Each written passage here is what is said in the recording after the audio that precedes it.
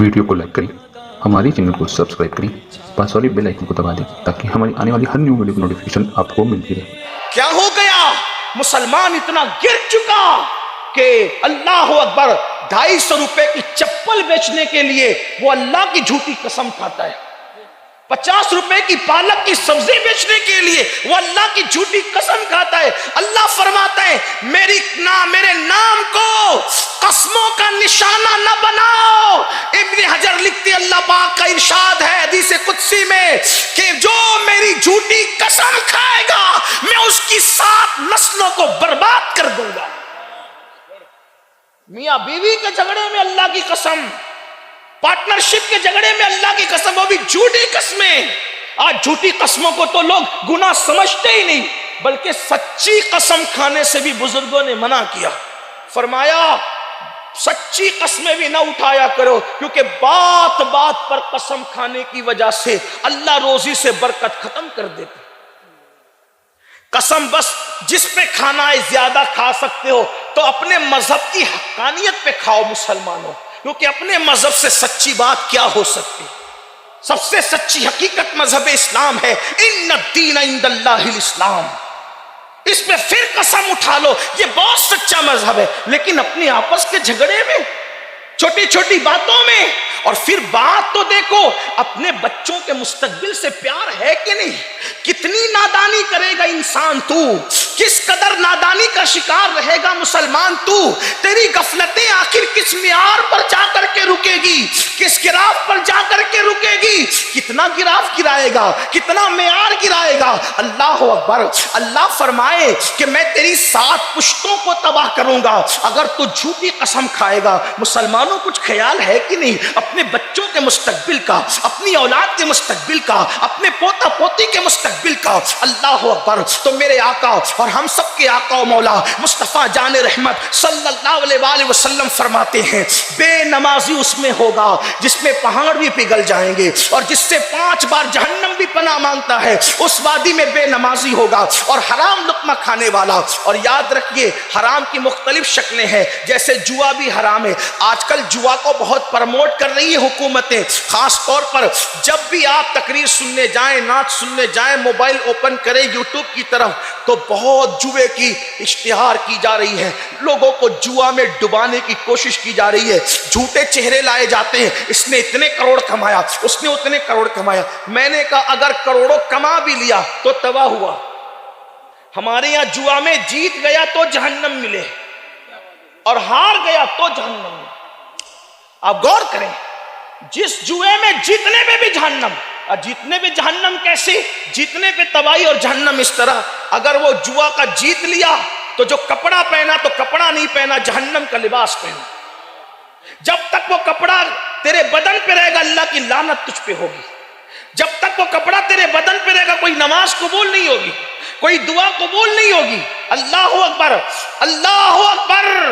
یہاں تک ہمارے بزرگوں نے لکھا کہ اگر وہ جوئے کے پیسے سے تو نے بنیت ثواب صدقہ کیا تو تیرے ایمان پہ بھی خطرہ ہے۔ یہ میں محتاط الفاظ میں کہہ رہا ہوں، ورنہ فقہ نے بہت سخت بات لکھی ہے جو میں نہیں کہنا چاہتا یہاں، تیرے ایمان کو بھی، ورنہ آپ اس کے لیے فتح ورزیہ کی طرف رجوع کریں تو آپ کو اصل حکم ملے گا، ورنہ ایمان پر بھی خطرہ ہے۔ اگر آپ نے بنیت ثواب حرام مال سے، جس کا حرام ہونا قطعی اور یقینی آپ کو معلوم تھا، کیونکہ آپ کا مال تو آپ کو معلوم ہے کہ حرام کا ہے کہ حلال کا ہے۔ آج کل کچھ لوگ کہتے ہیں نہیں مولانا اس لیے حرام کما لیتے ہیں کہ کچھ بیواؤں کی پرورش ہمیں کرنی ہوتی ہے۔ ہم نے کہا بیواؤں کی پرورش کرنا تجھ پہ فرض نہیں ہے، حرام سے بچنا تجھ پہ فرض ہے۔ یہ کیا لوگوں نے طریقہ نکال لیا؟ ہمارے امام اہل سنت مثال دیتے ہیں، حرام مال سے صدقہ دینا ایسے ہی ہے جیسے پیشاب سے ناپاک کپڑے کو دھلنا۔ پیشاب ڈال ڈال کر ناپاک کپڑا دھلو تو اور ہونا کیا ہے، اس کی ناپاکی اور بڑھنی اور کیا ہے۔ اگر اسی حرام مال سے حج اور عمرہ کو گیا، ہر قدم پر گناہ لکھا جائے۔ یہ جیتنے کا انجام ہے۔ اگر اس حرام مال سے گھر بنایا، جب تک اس کی ایک ایک اینٹ باقی رہے گی تجھ پہ لعنت برستی رہے۔ اگر تم مر بھی گیا اس میں کوئی اور رہے گا لیکن لعنت تجھ پر برستی رہے گی۔ اس لیے اللہ کی بارگاہ میں توبہ کرو، یہ دنیا میں کوئی ہمیشہ نہ رہا ہے نہ رہے. ہم سے پہلے ہمارے باپ دادا تھے, ان سے پہلے ان کے باپ دادا تھے, ان سے پہلے ان کے. میرے بھائی زندگی فٹ پاتھ پر بھی گزر جاتی ہے, جینے والے فٹ پاتھ پر بھی جی چکے. زندگیاں جھوپڑیوں میں بھی گزر جاتی ہے, زندگیاں محلوں میں بھی گزر جاتی. گزرنا تو ہے محلوں میں, جھوپڑی میں, جھوپڑے میں, فٹ پاتھ پہ. اگر اللہ رب العزت نے حلال ذریعے سے جو ہے وہ تمہیں اتنا نہیں عطا فرمایا کسی حکمت کے تحت, تو حرام کی طرف رخ نہ کرو, صبر کرو. صبر اس لیے کہ اگر اس پہ صبر کرو اور حلال کے لیے حلال راستے سے کوشش کرو, مالدار بننے کی کوشش کرو. یہ نہیں کہتا کہ ہاتھ میں ہاتھ دھر کے بیٹھ جاؤ, مالدار بنو. ہمارا مذہب مالدار بننے کی بات کرتا ہے, کیونکہ ہمارے آقا علیہ الصلوۃ والتسلیم کے فرمودات کی روشنی میں ہمارے بزرگوں نے یہ لکھ دیا ہے کہ غربت کبھی کبھی انسان کو کفر تک لے جاتی ہے. محنت کرو, ٹائم نکالو, اور یاد رکھنا جو محنت کرتے ہیں اللہ انہیں نوازتا ہے, اسے نوازنے کے انداز آتے ہیں. لیکن محنت کرو, کاوشیں کرو, کوششیں کرو, لیکن ہزار محنت کے باوجود اگر کام نہیں چل رہا ہے تو پھر حرام کی طرف رجوع نہ کرو. میں ماؤں اور بہنوں سے بھی کہتا ہوں, آج کل عورتوں کے شوق بھی بڑھ گئے, مردوں کے شوق بھی بڑھ گئے. شاید حرام کام کے معاملات اس لیے عروج پر ہیں کہ مردوں کے بھی شوق بڑھے اور عورتوں کے بھی شوق بڑھے. مردوں کے شوق کیا بڑھ گئے کہ ہر مہینہ کہیں نہ کہیں گھومنے پھرنے جانا, ہر نیا موبائل لینا ضروری, عورتوں پر ہر شادی میں نیا لباس, اور پھر جو ہے وہ ہر مہینہ 2 مہینے پر زیورات لینا ضروری. یاد رکھنا اللہ نے نوازا ہے تو لو, شان سے زندگی گزارو, اس میں کوئی ممانعت نہیں. لیکن نہیں ہے تو دوسروں کو دیکھ کر کے اپنی آخرت تباہ نہ کرو. ٹھیک ہے کوئی لیتا ہے تو لے, آپ صبر کرو. میرے آقا صلی اللہ علیہ وآلہ وسلم کے دیوانوں, آخر بتائیں تو صحیح, رسول اللہ دنیا کے سب سے مالدار انسان تھے, پھر پیٹ پر پتھر باندھنے کی حکمت کیا تھی؟ جب میں کہتا ہوں کہ حضور سب سے مالدار انسان تھے تو لوگوں کے ماتھے پر سلوٹیں آنے لگتی ہے کہ یہ کیسی بات کرتا ہے, حضور سب سے مالدار انسان تھے. وہ تو پیون والا کپڑا پہنتے تھے, 3 مہینہ ان کے گھر میں چولہا نہیں جلتا تھا, پھر اس کو کیا ہو گیا کہتے ہیں مالدار انسان تھے.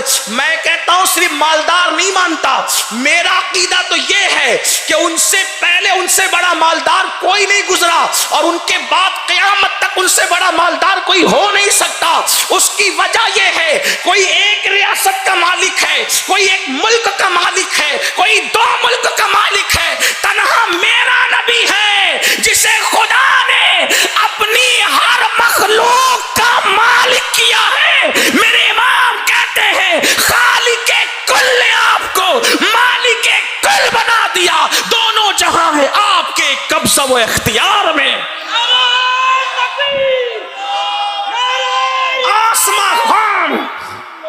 آسماں خان, زمین خان, زمانہ مہمان, صاحب خانہ لقب کس کا ہے؟ تیرا. میں تو مالک ہی کہوں گا کہ وہ مالک کے حبیب یعنی محبوب و محب میں نہیں, میرا تیرا.